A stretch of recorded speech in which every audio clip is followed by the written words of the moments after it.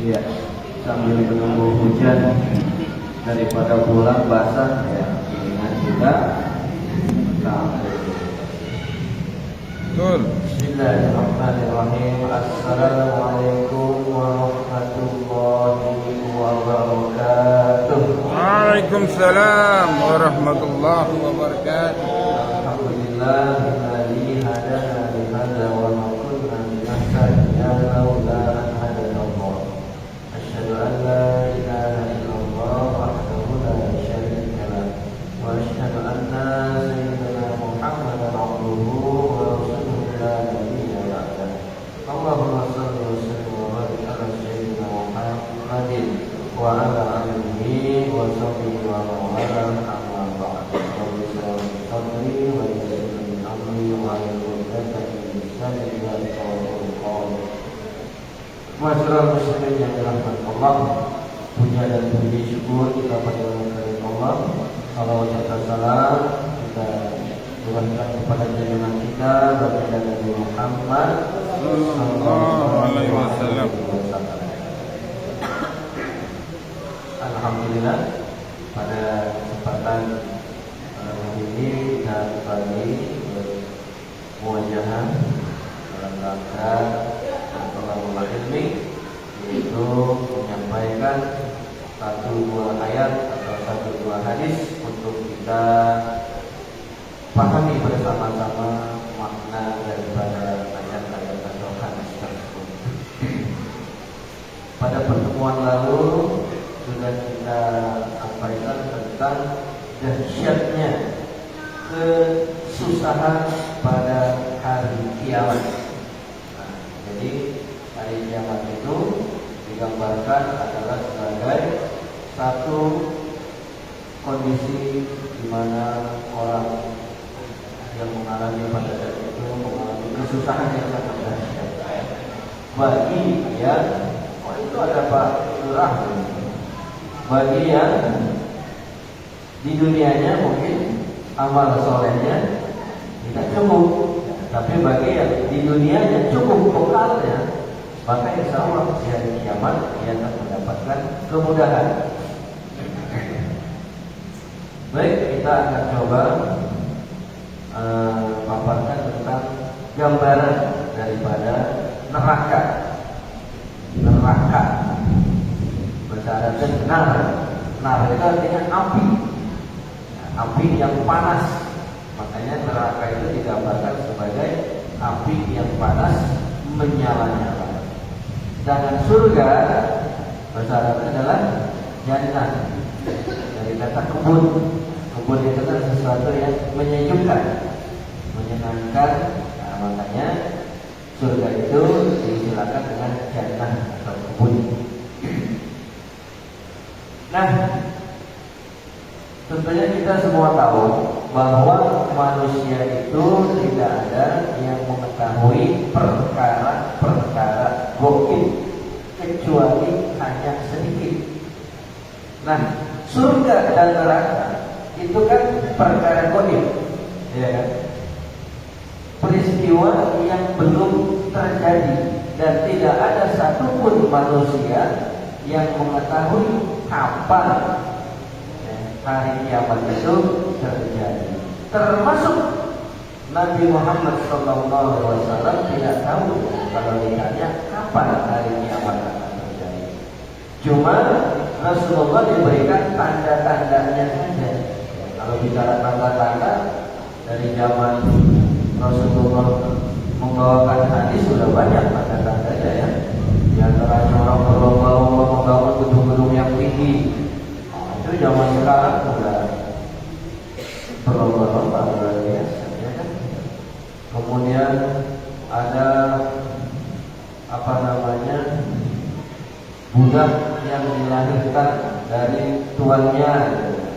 Kemudian orang miskin bergembala kambing tetapi dia bermewah-mewah. Itu fenomena-fenomena itu ya sudah banyak terjadi. Tapi buktinya kiamat ya belum terjadi. Ya. Tapi ada satu harinya yang ditentukan oleh kata Rasulullah adalah hari Jumat. Makanya 2 hari aman ya. Jumat kalau udah lewat ya berarti aman lagi. Nah, di dalam surat Al-Qaf Allah Subhanahu wa taala berfirman, "Yauma naqulu li jahannama hal talati wa taqulu hal min mazid." Ingatlah pada hari ketika kami bertanya kepada Jahannam. Nah, ini Allah mengingatkan. Ya, peristiwanya belum terjadi, tapi Allah mengingatkan kepada manusia melalui firman-Nya bahwa nanti ya Allah itu pasti akan bertanya kepada Jahannam. Yang pertanyaannya apa? Adalah apakah kamu sudah penuh? Neraka Jahannam ditanya, sudah penuh belum? Dia menjawab, masih ada gak tambahan lagi orang yang mau dimasukin ke saya? Nah, jadi artinya di sini menggambarkan bahwa neraka itu gak akan penuh. Ya, jadi jangan berharap mudah-mudahan saya giliran terakhir. Nah, begitu mau masuk neraka udah gak muat, alhamdulillah. Ya. Gak ada istilah seperti itu. Ya, karena ini neraka sendiri yang mengatakan di dalam Al-Quran, masih adakah tambahan? Maksudnya tambahan manusia yang untuk dijebloskan ke dalam neraka. Dalam sebuah hadis riwayat Muslim, Rasulullah SAW bersabda dari Abdullah bin Mas'ud, "Yu'ta bi jahannama yawma idzin laha sab'una alfa zimamin ma'a kulli zimamin sab'una alfa malakia yurlunaha." Pada hari itu didatangkan neraka Jahannam. Ia mempunyai 70.000 paling kekal. 70.000 tiangnya ada 1, 2, 3, 4, 5, 6, 7, 8, 9, 10, 11, 12, 14 ya. 14 tiang. Nah, kalau di neraka Jahannam itu ada 70.000 tali kekal, tapi untuk satu orang, bukan untuk seluruh penghuni neraka. Satu orang akan diikat dengan 70.000 tali kekal. Setiap tali kekal, katanya talinya ada 70.000 nih. Nah, setiap talinya terdapat 70.000 malaikat yang akan menariknya. Coba tahu. Jadi yang untuk menyancang, mengikat manusia itu malaikatnya 70.000 malaikat. Jadi nggak bakal bisa lolos ya. Penghuni neraka nggak akan bisa lolos ya dari paling dekat neraka. Nah, itu gambaran. Kemudian dalam hadis lain riwayat Abu Hurairah radhiyallahu anhu berkata, saya bacakan pada banyak lebih cepat. Kami bersama Nabi Sallallahu Alaihi Wasallam, tiba-tiba beliau mendengar suara sesuatu yang jatuh berdebuk. Nabi bertanya. Nah, ini berarti ini sahabat lagi bersama Nabi. Ya, Nabi lagi ngariuk ya, kalau kata orang bumi lagi ngariuk gitu ya. Nah, terus ada suara gitu kan. Nabi nanya, tahukah kalian apa itu? Kami menjawab, Allah dan Rasulnya lebih tahu. Beliau bersabda, itu adalah batu yang dilemparkan ke neraka sejak 70 tahun yang lalu. Ia jatuh ke neraka sekarang hingga mencapai keraknya. Nah, ini untuk menggambarkan berapa dalamnya neraka itu. Sekarang kalau kita misalkan ya, kita dari lantai atas tuh, itu anggaplah 8 meter. Kita jatuhin batu 1 detik misalkan 8 meter. Kalau 10 detik 80 meter. Kalau 1 menit itu sekitar 700 meter. Nah, ini 70 tahun batu itu meluncur baru sampai dasar neraka. Coba hitung aja. Berarti kalau 70 tahun, tadi kalau kita anggaplah tadi 8 meternya 1 detik ya, berarti kan 70 dikali 60 kali 60 kali 60 kali 360. dan ribuan meter, puluhan ribu meter dalamnya neraka gitu. Jadi insya Allah kalau membuat nampung semua manusia yang pernah hidup cukup, ya nggak akan kurang tempatnya. Jadi jangan berharap, mudah-mudahan neraka penuh sehingga bagi yang harusnya masuk neraka jadi nggak kebagian tempat, ya. Jadi jangan berharap seperti itu. Pasti tempatnya cukup.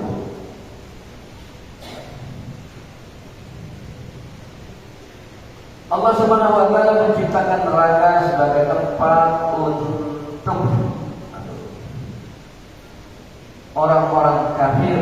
Nah, ini orang-orang kafir di sini maknanya adalah orang yang ingkar, ya, yang tidak mau menerima ajaran Allah Subhanahu wa taala. Artinya yang mengaku beragama Islam pun bisa jadi dia akan masuk neraka karena dia kufur, dia ingkar, tidak mau melaksanakan kewajiban. Walaupun kata Nabi, setiap umat Islam ketika matinya dia masih membawa iman, dia membawa Islam, insya Allah semuanya akan surga. Tetapi bukan otomatis. Bagi yang dosanya banyak, ya itu transit dulu di neraka. Ya, gak usah ceritain berapa lamanya, itu udah sering kita ceritain, ya. Dan neraka ini merupakan ciptaan Allah yang sangat besar dan mempunyai dasar yang sangat dalam.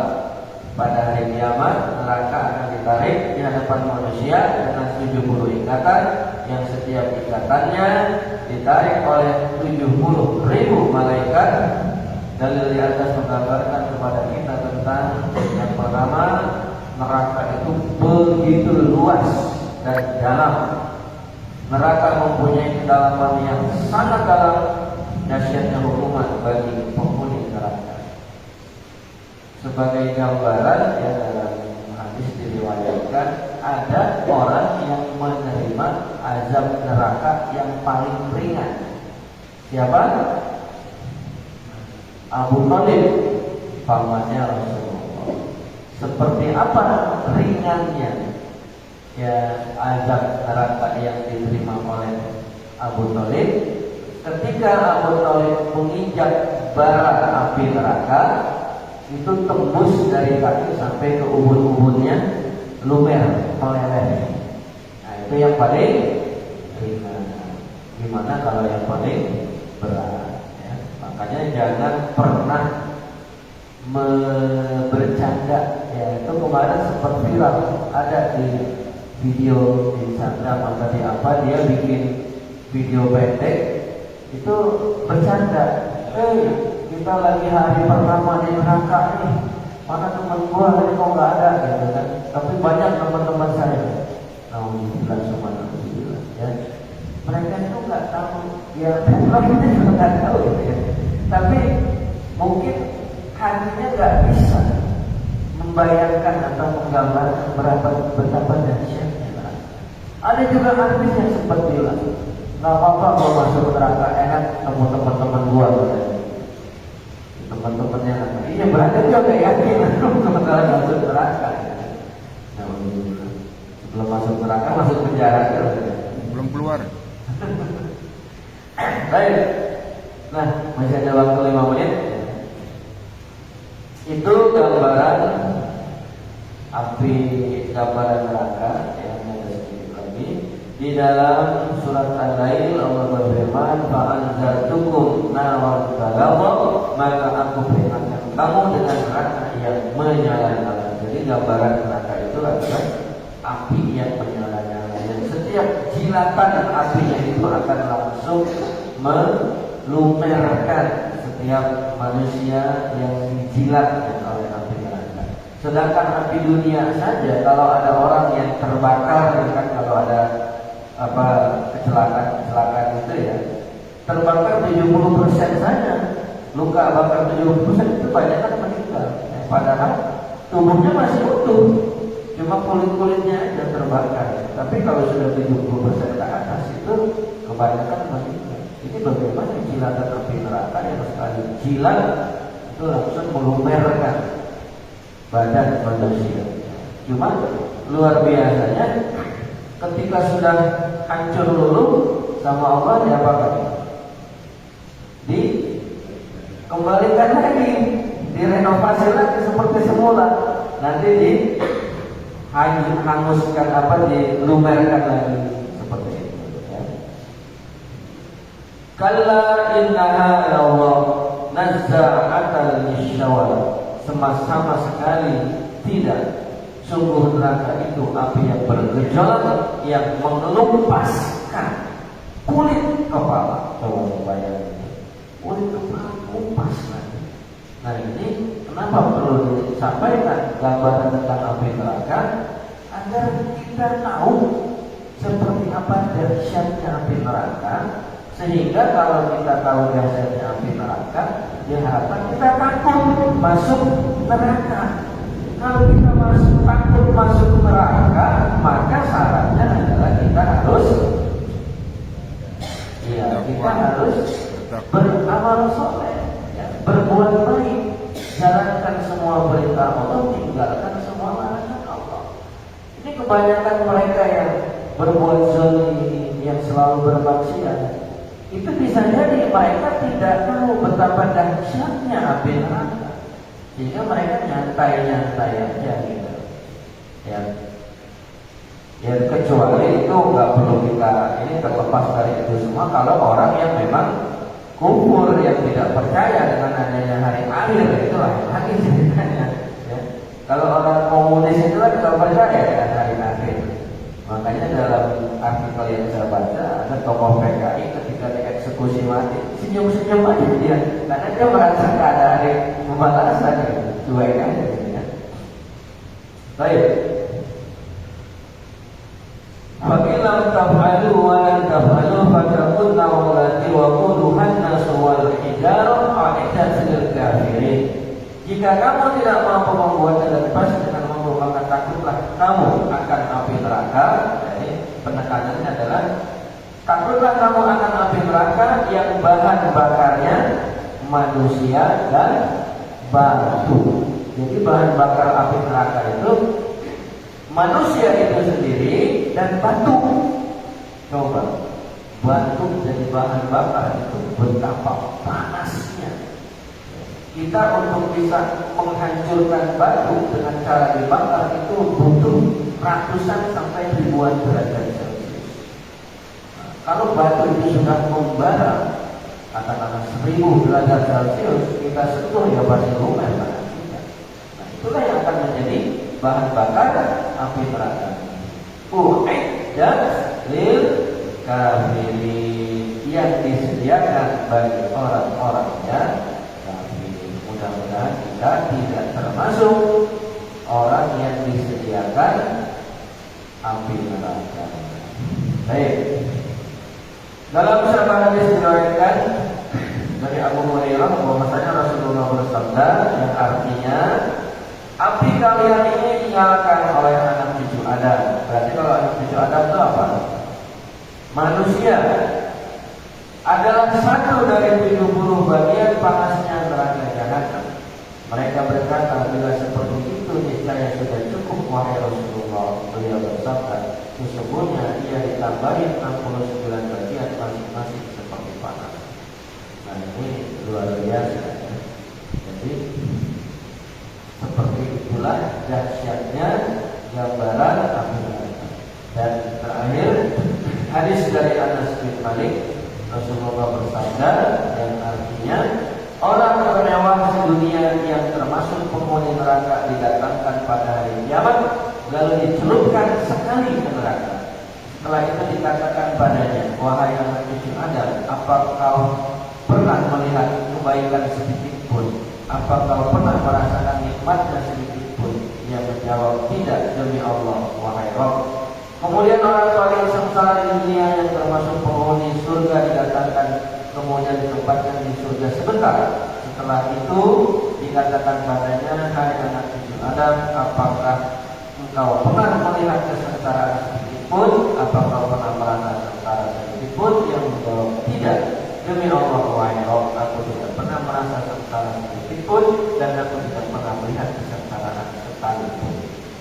Nah ini maksudnya adalah orang yang selama di dunia itu begitu hidupnya selalu senang, tidak pernah susah, tidak pernah sengsara, selalu hidup mewah.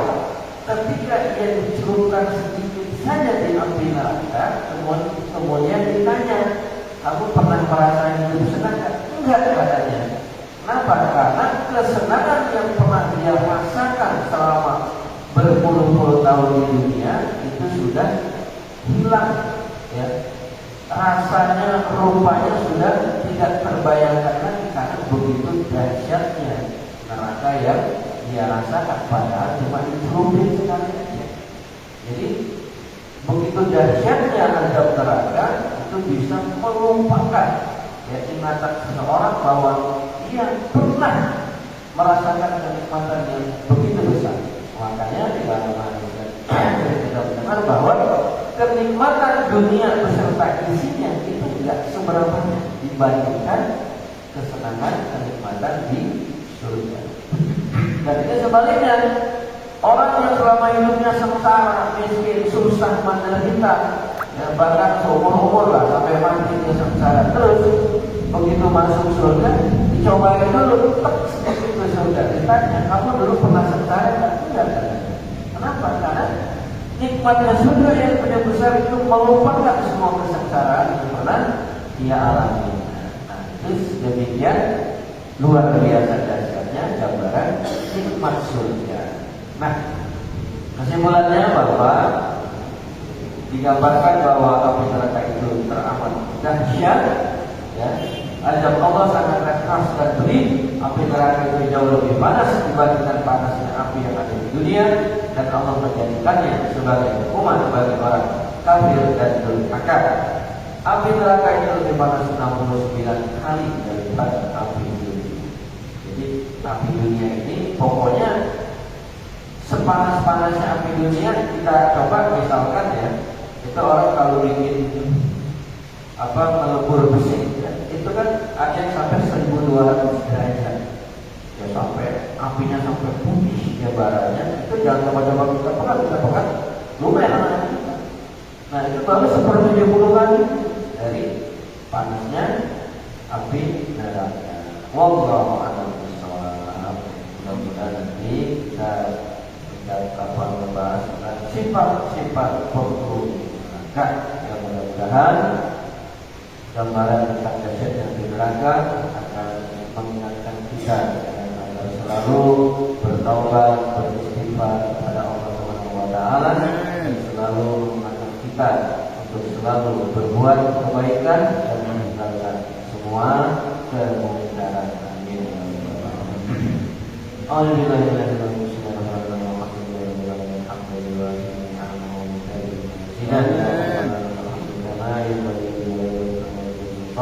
Allahumma shalli ala Muhammad wa taqabbal minna salatana wa siyamana wa qiyamana wa qulana wa tayyana wa tayyana. Rabbana la tuzigh qulubana ba'da idh hadaytana wa hab lana min ladunka rahmatan wa hab lana min ladunka rahmatan.